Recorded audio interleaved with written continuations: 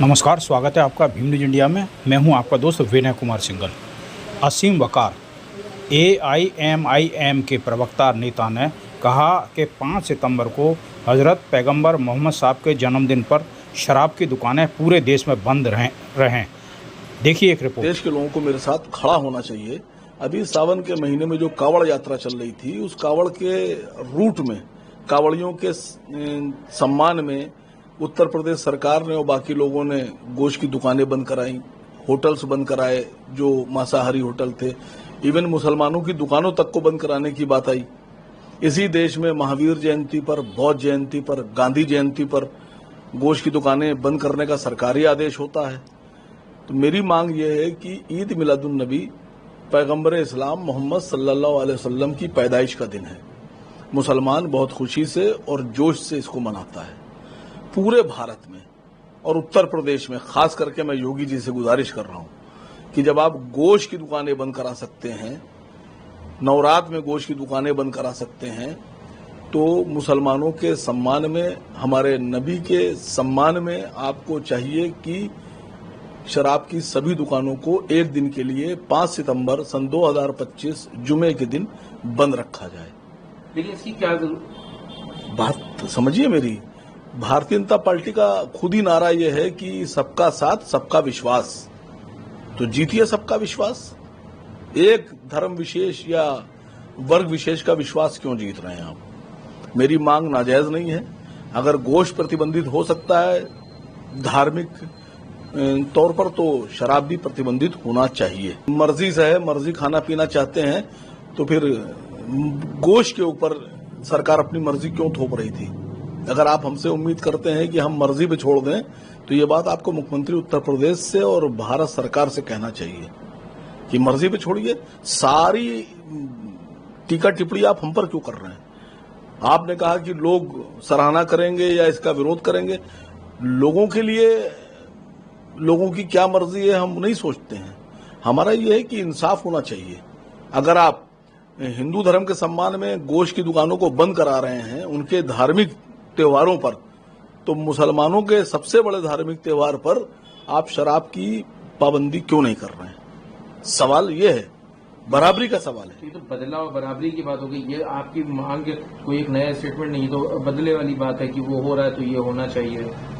अब आप अपनी नजर से देखते हैं, मैं इंसाफ की नजर से देखता हूं, आप बदले की नजर से देखते हैं। कुछ लोग इसको सामाजिक इंसाफ की नजर से देखेंगे। कुछ हो सकता हो भारतीय जनता पार्टी के समर्थक मेरा विरोध करें, मेरी बुराई करें, लेकिन देश के बहुत से लोग, मैं राहुल जी से गुजारिश कर रहा हूं। राहुल गांधी जी की कई स्टेट में सरकार है कांग्रेस की। ऐसा थोड़ी ना कि खाली योगी जी से मांग कर रहा हूं। राहुल जी को चाहिए कि सबसे पहले कर्नाटका है, तेलंगाना है, बाकी और स्टेट जहां जहां उनकी सरकार है, वो अपनी स्टेट में 12 आफात के दिन, 12 रबी अव्वल के दिन शराब को प्रतिबंधित घोषित करवाएं। मैं ममता बनर्जी से कह रहा हूं, बंगाल में बहुत जोर शोर से मनाई जाती है 12 आफात, बहुत बड़ा जुलूस निकलता है। ममता जी को चाहिए कि बंगाल में 12 रबी अव्वल के दिन 5 सितंबर को पूरे बंगाल में शराबबंदी लागू करें, शराब की दुकानों को बंद कराया जाए। मैं हेमंत सोरेन साहब से गुजारिश करता हूं, मैं भगवंत मान साहब से कहता हूं कि भगवंत मान साहब से इसलिए कह रहा हूं कि जिन इलाकों में वहां मुसलमान हैं और जुलूस निकलता है वहां बैन लगाएं। क्यों, मेरी मांग क्यों गलत है?